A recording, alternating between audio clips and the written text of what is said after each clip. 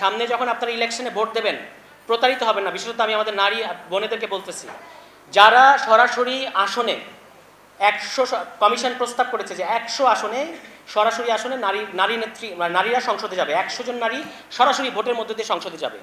এই প্রস্তাবের যারা বিরোধিতা করেছে আপনারা তাদেরকে আগামী ইলেকশনে প্রত্যাখ্যান করবেন, এটা আমার আপনাদের প্রতি প্রত্যাশা, আহ্বান। কারণ কেন, এখন যে সংরক্ষিত মহিলা আসন আছে এর মধ্যে দিয়ে কোনোভাবেই নারীর ক্ষমতায়ন ঘটে না।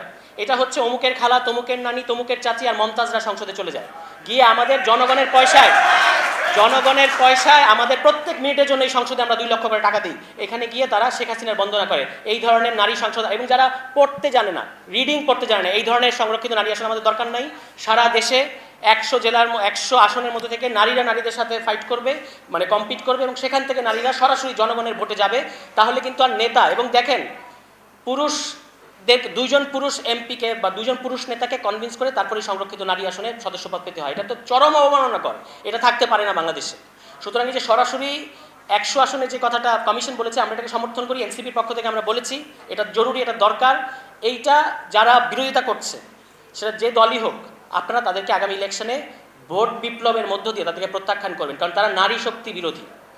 বাংলাদেশের জনগোষ্ঠীর অর্ধেক হচ্ছে নারী, সুতরাং তাদেরকে যারা অবজ্ঞা করবে, তাদেরকে যারা পিছনে টেনে ধরে রাখতে চাইবে, তাদের বাংলাদেশে কোনো ভবিষ্যৎ নাই।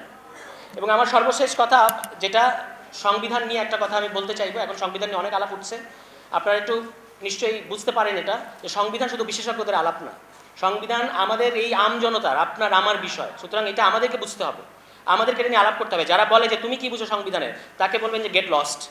কারণ সংবিধানটা হচ্ছে জনগণের ইচ্ছা ও অভিপ্রায়ের দলিল। সুতরাং জনগণের এই ইচ্ছা অভিপ্রায়ের দলিল নিয়ে জনগণ কথা বলবে। জনগণের মুখ যারা স্তব্ধ করতে চাইবে, যারা বিশেষজ্ঞদের দোহাই দিবে, আপনারা তাদেরকে বলবেন যে মানে আপনাদেরকে আমাদের দরকার নাই। তাহলে ব্যাপারটা কি? ব্যাপারটা হচ্ছে, দেখেন আমরা একটা খুব গুরুত্বপূর্ণ প্রস্তাব করেছি যে সংবিধান সংশোধন করতে হলে অবশ্যই জনগণের কাছে যাইতে হবে, গণভোট নিতে হবে। সংশোধন করার আগে গণভোট নিতে হবে, জনগণের মতামত ছাড়া সংবিধান সংশোধন করা যাবে না। ওই আপনাদের ফাও 2/3 বলে, 2/3 বলে, এবং 2/3 মজাটা আপনারা জানেন তো। আপনি ভোটের হিসাব দেখবেন, 40%-এর কম ভোট পায় তারা, কিন্তু তারা আসন পায় 2/3। কিভাবে তারা এটা করে? এটা একটা ম্যাজিক আছে।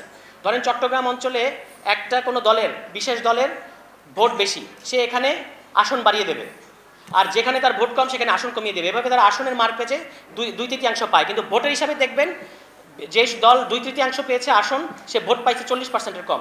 এত কম পার্সেন্টেজ পেয়ে তারা সংবিধানে এমন সংশোধনী করেছে, যার জন্য বাংলাদেশে আজকে আমাদেরকে ঢুকতে হচ্ছে। এই জন্য আমরা এনসিপির পক্ষ থেকে বলেছি, সংবিধান সংশোধন করতে হলে অবশ্যই আপনাকে গণভোটে নিতে হবে। যারা গণভোটে বিরোধিতা করছে তাদেরকে আপনারা প্রত্যাখ্যান করবেন।